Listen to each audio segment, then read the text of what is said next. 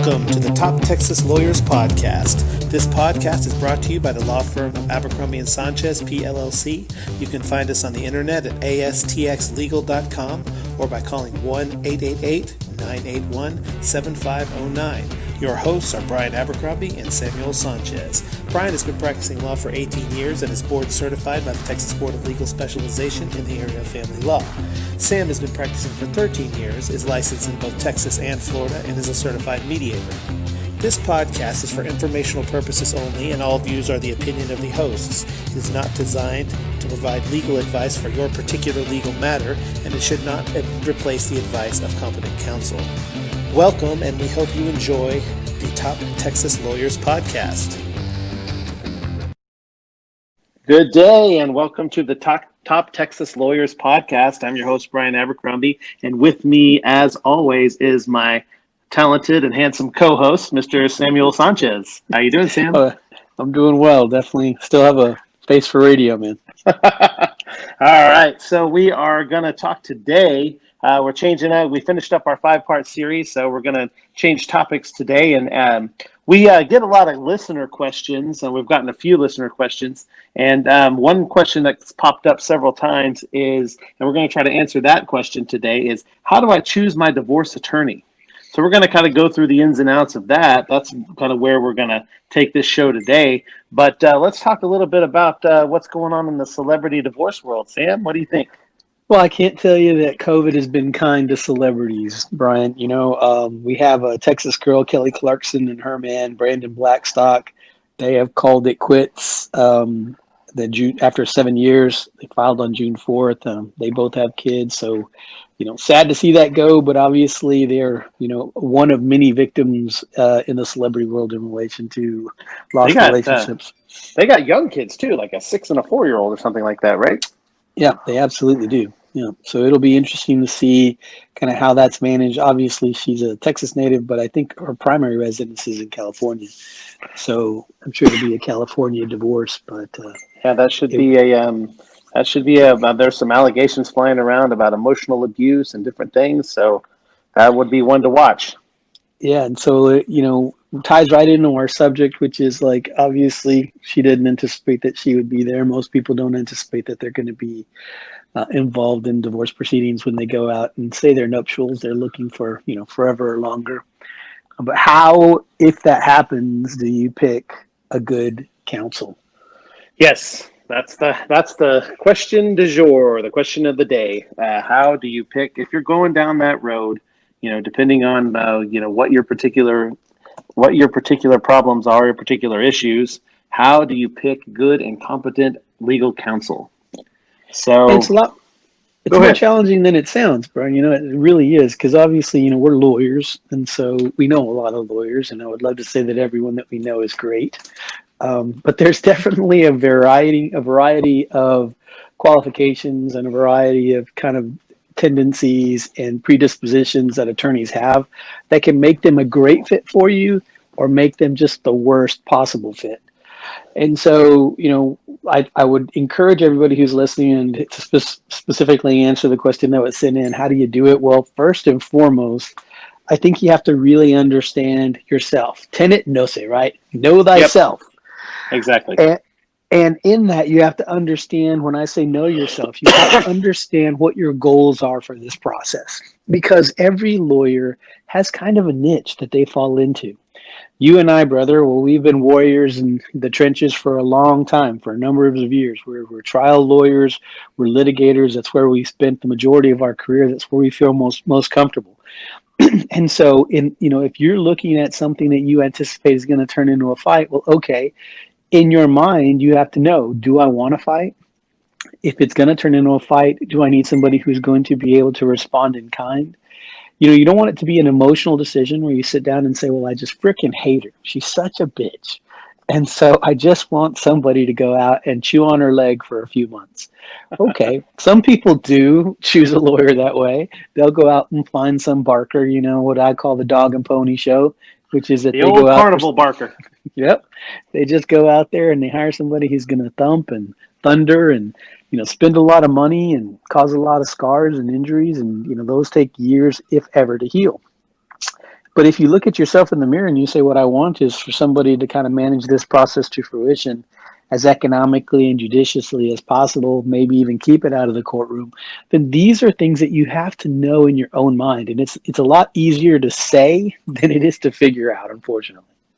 I totally agree. And what you have to look at is, you know, you have to really sit down and have an honest conversation about what your goals are in the divorce process. What do you want it to look like after this is over with? If you have younger kids like Kelly and Brandon, then you probably want to, I mean, honestly, from experience, you may want to keep that out of the courtroom if you possibly can, because there's a lot of years of co-parenting to deal with each other long after these lawyers are dead and gone. You've got to be dealing with the other parent. I mean, if you got a 6 and a 4-year-old, you're talking about a minimum of 14 years before the last child turns 18. So that's a lot of Christmases, a lot of school plays. That's a lot of, a lot of kickball, t-ball games, Girl Scout, whatever it is. That's a lot of activities. That's a lot of school functions. That's a lot of trips. That's a lot of family reunions. That's a lot of things that you could possibly be dealing with where you have to deal with your ex. And you really, really, really want to make sure that the hill that you're going to die on is a hill worth dying on. Absolutely. Absolutely, Brian. Those are all great points. I think a good way to start is to put together a list. Really, just don't go beyond 5 is my recommendation. Put the top 5 things that you want to come out of whatever litigation, not just divorce litigation, if it's civil litigation, if it's, your whatever you're going to need a lawyer for. Write down your top 5 things. Because you can always choose any lawyer. I mean, every lawyer that's licensed in Texas, and I would assume the same is true in Florida. Sam, you can speak to that, but they can practice any kind of law. But it's not best to have a tax lawyer doing your divorce, probably, most likely, in most instances. Or somebody who specializes in, I don't know, tax or criminal potentially doing your divorce. They may be great in the courtroom, but a courtroom may not be the solution you need. Couldn't agree more, Brian. And I think that's really what those 5 things will do, because as you sit down and you write the 5 things that you want out of the divorce, it'll become clear, or the litigation. It'll become very clear the type of lawyer that you're going to want to be searching for. If you say, as an example, we don't have kids, we have a lot of property, but I know that I want the lion's share of the property.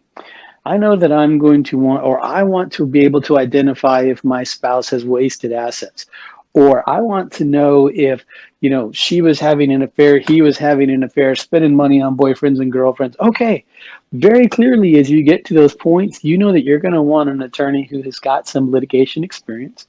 You're going to want an attorney who's got a network of resources available to him or her to be able to analyze financial transactions, to be able to pull up and be able to prepare kind of documentation for a case, to be able to kind of justify those types of positions. And those are litigation positions, right? It's not like I just said, hey, you know what I really want to do is I want to get through this as quickly, as economically as possible. No, those weren't on my top 5.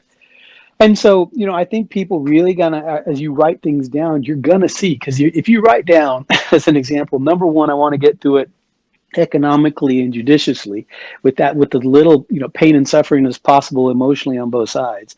And then number 2, you're right, I really want to stick it to her, and I want to take her for everything she's got.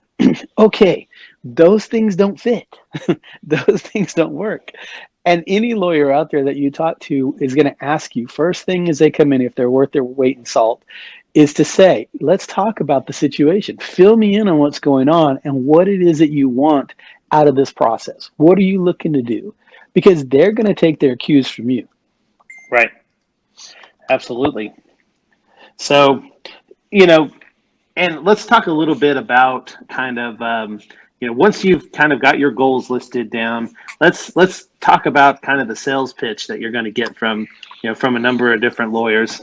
Let's talk, for instance, do you want a male or female? Do you want somebody that specializes in, say, father's rights, or there's a lot of different sales pitches out there. I mean, the law in Texas specifically says gender's not to be taken into account. So I know there's a lot of lawyers out there that talk about the father's rights, and we're going to be, we represent only men, and we know how to handle men in a divorce case. But let's talk about that for a little bit, Sam. What do you think? Well, here's what I want to tell you. I think that you need to make a decision based on the individual and their experience rather than the marketing that they attach to it. Okay. If you, what you want is you're going to go out and buy a tagline, then be prepared to be serviced like you're at McDonald's, right? You know what I'm saying? Like, you don't want to handle legal matters somebody who just went out and has a great, a slick ad, a great, is on the radio every 5 to 10 minutes, is slamming hammers down, or is talking about, Right. I've got offices in 15 states and we've got all these lawyers. And don't you worry, we know the best thing. Well, they clearly make a lot of money, but that doesn't mean that they're the best fit for you. Really spend some time analyzing the conversation that you have with any prospective attorney. And first and foremost, I would tell you, like, when you go, you visit their website, look at their credentials. How long have they been practicing in the area? What's their background and experience? When you're talking to them face to face, ask them, have you been in this court? If you've already been served with paperwork, do you know the opposing counsel? Do you have a list of mediators that you use? If it's, a high wealth or, resources, or, there's going to be questions about the estate and transactional history. Have you worked with forensic accountants? Have you worked with CPAs? Have you looked at tracing experts? All these kinds of things are going to be conversation pieces Big that are issues, going to, yes. that are going to help you make a determination. Please, if there's one thing you get from this, is don't get sold on your attorney by their marketing. I don't care if they're saying, hey, you know what, we represent dads and we've been representing them for 50 years and by God, we're the best dad's lawyer in the world. But there's a lawyer who handles both moms and dads and is 10 times the lawyer. Well, why are you going to the lawyer who's a dad's lawyer just because they say they are? No, I mean, spend some time really understanding who your lawyer is and what they can bring to the table for you, because a lot of times the position that you run into when you buy a marketing tagline is that you buy a position. And what I mean by that is they may come to you and say, hey, look, we've got a formula. We've got this formula that we plug in, and it doesn't matter who the lawyer is. Our system is so good that we'll just plug in a baby lawyer, and you don't need a bunch of experience, because if they just do what we tell them to do, your case is going to be perfect. Well, Brian, I'm here to tell you that that's just not the case. That's just Right. not If you're, true. I mean, your house and your cars and your retirement accounts are all, and your children are all things that you value, value to the nth degree, and you've worked your entire life for. Don't put it don't put it on the chopping block with slick marketing. I mean, you have to look at your attorney. What kind of experience do they have? What kind of, are they board certified in family law, for example? That's a big thing in Texas. It's not just some kind of, some kind of thing you pay $500 for and they say you're a board certified attorney. A board certified attorney in Texas, it takes years. It takes years to qualify to take the exam. That includes litigation. It includes, other alternative dispute resolution processes you have to go through. It includes recommendations from lawyers, opposing counsel, from judges. And then once you meet all those criteria, then you're qualified to take an exam. And I'm here to tell you from firsthand experience, that exam is not easy. And but what I will tell you is that shows that you're an expert in the area. And that shows that, you've got some skins on the wall with respect to representing people in cases.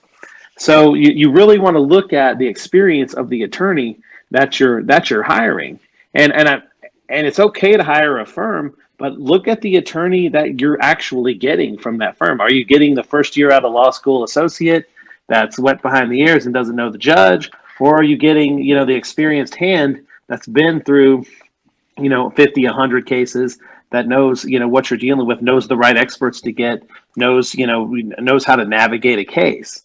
Those are the kinds of things you need to be looking for. It's how much experience does this person have?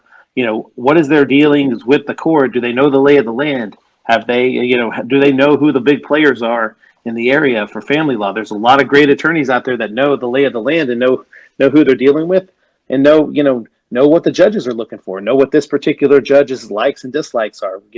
It's as much it's as much a strategy thing as anything else. So don't fall for, I guess the warning is, don't fall for slick marketing. Yeah, absolutely. Because, just because it's the shiny new pebble, it doesn't mean that it's, a diamond or a pearl. A lot of times you're going to get somebody who's a whole lot better, who's not attached to some huge monster mechanism firm that's really going to treat you as a number rather than a person. And that's something that you're going to want to keep in mind as well is, as you're talking to your attorneys, how many cases is it you have? What are the expectations within your firm, whether it be a small firm or a large firm, as far as my case? What type of attention do you offer? What type of access do you offer your clients? Am I going to get your cell phone?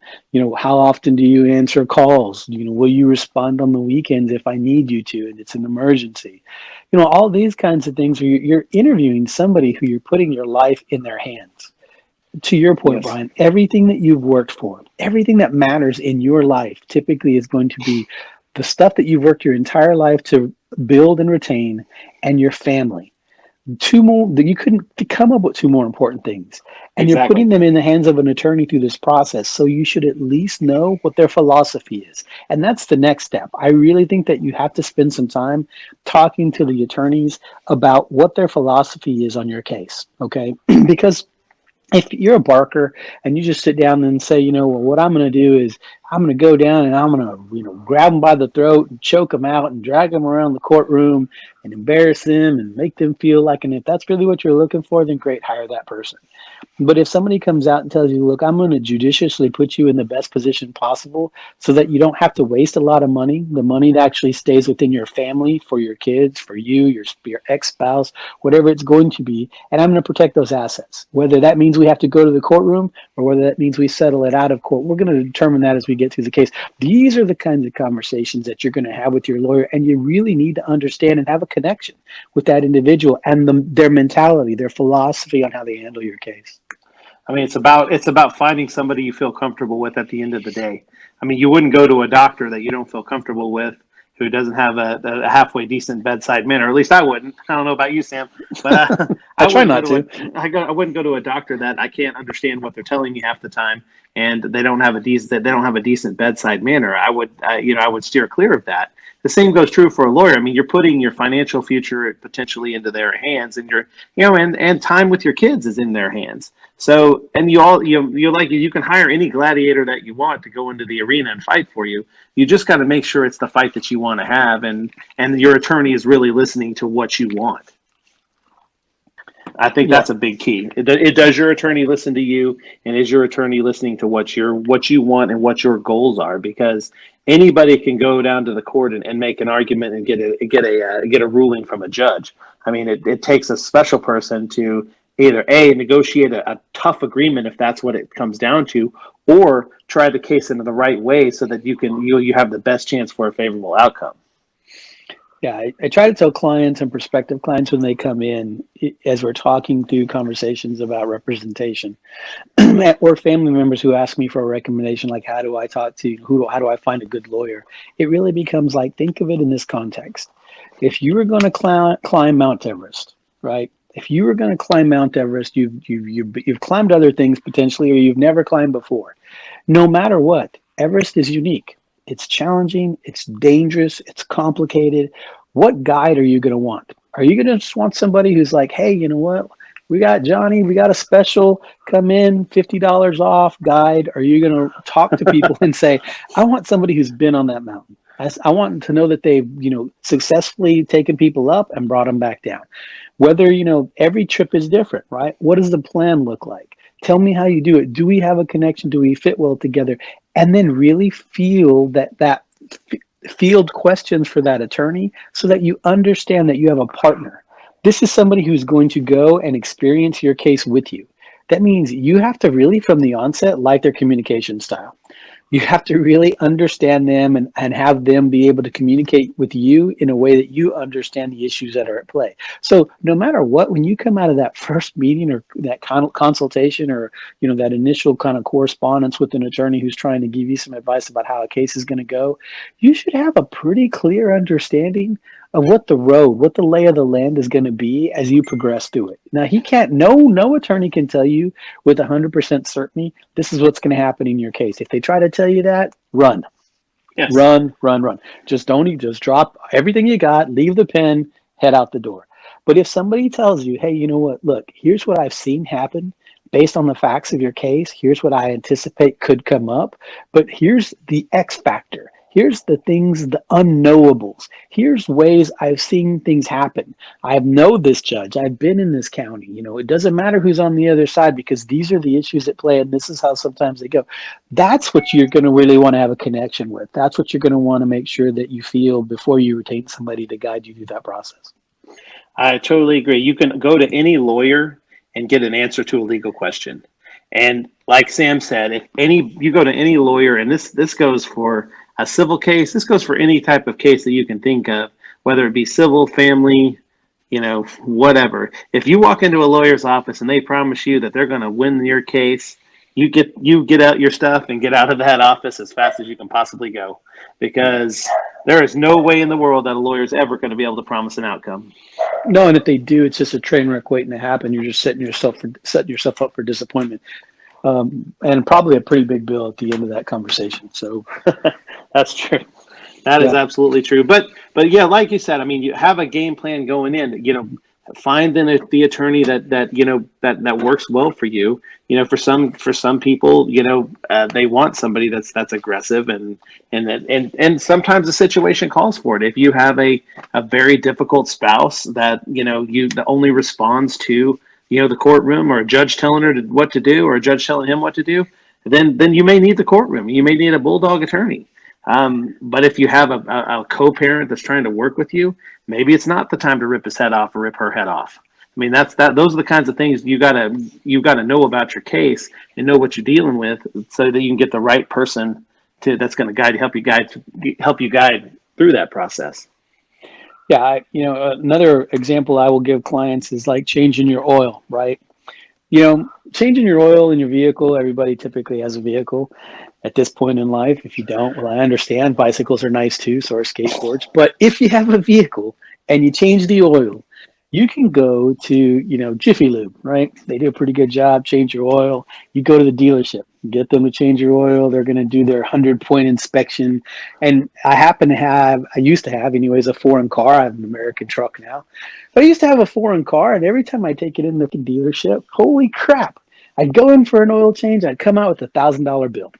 So the deal is, Brian, right? You come out with that freaking $1,000 bill, you want to punch somebody in the face. And I've had that happen. And really, the legal process affords the same type of scenario to happen. And what I mean by that is, if you make the wrong choice, if you go in and you hire that bulldog lawyer for a simple case, you're going to pay a whole lot more for your case than it was necessary, because they're going to antagonize the other side. They're going to make a lawyer take a whole lot of other positions that they don't need to, and really overcomplicate a simple matter.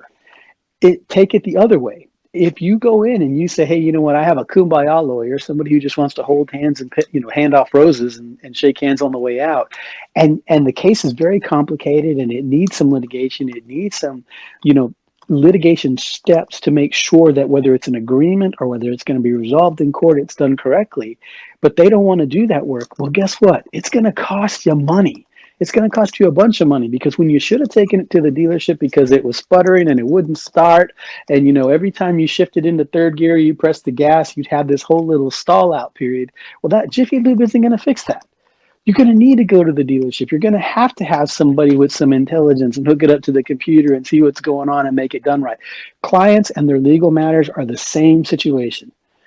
There are lawyers out there who are really, really good at settling cases. They're really good at simple cases. They're really good at complex litigation cases. And you've got to kind of understand the case that you have potentially, and no one can really forecast what it could turn into. But your estate. You know the issues that are going on between you and your spouse. If you say, hey, we've gotten into 14 fistfights, there have been 6 police reports, CPS has been out, and our kids aren't with us. Well, guess what? You better have a lawyer who can litigate. But if what I always tell clients when they're coming in is, I say, okay, you're the captain of the ship. This is your ship. This is your case. All your property's on the line. You're the captain of the ship. Now, the lawyer is the pilot of the ship. The lawyer is driving the boat. So you probably want to get a lawyer that's been down the river or been through the seas before, and is a good pilot of the ship and knows what the water is going to look like and knows how to navigate through the storm, versus someone who's never been in the river before, right? So you got to captain the boat. So you got to tell the lawyer, hey, I'm looking for a settlement. Hey, I'm looking for litigation. Hey, I'm looking for a trial, whatever the case. And it's up to the lawyer to pilot the ship. I think that's a perfect example. Honestly, I think that's a great way to express to clients what the type of relationship they're going to want to have with their lawyer. Additionally, on to that, like as the counterpart, I would tell clients, look, as you're having conversations with the lawyer, you really have to be able to, trust their judgment and trust their communication. Okay, because the other piece of it that I would tell you is really talk to lawyers about the support network that they have, how they manage a case. And here's what I mean by that. If they say, look, I do 6 different types of law, I've got a lot of clients, you're going to be one of many. I promise I'll get back to you within, 4 or 5 days of you reaching out to me, and, just going to have to deal with that because I'm busy. Okay, you're just going to have to either set your expectations very low for responsive communication, or you're going to have to look for a different lawyer. And so talking to them about their support network, do they have a paralegal? How do they communicate? Do they try their best to say like, hey, within 24, 48 hours, 72 hours, we're going to get you a response.